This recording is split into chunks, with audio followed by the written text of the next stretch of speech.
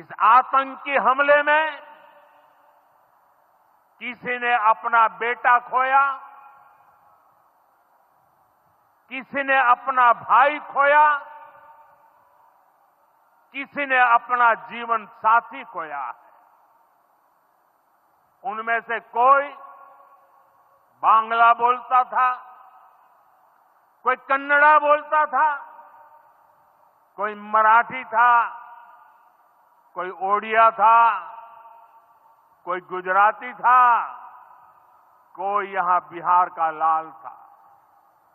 आज उन सभी की मृत्यु पर करगिल से कन्याकुमारी तक हमारा दुख एक जैसा है, हमारा आक्रोश एक जैसा है। ये हमला सिर्फ निहत्थे पर्यटकों पर नहीं हुआ है,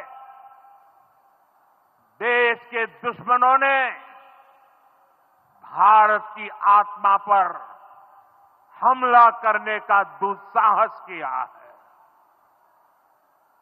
मैं बहुत स्पष्ट शब्दों में कहना चाहता हूं, जिन्होंने ये हमला किया है,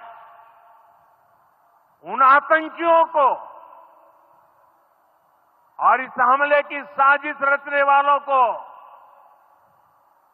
उनकी कल्पना से भी बड़ी सजा मिलेगी, सजा मिलकर के रहेगी।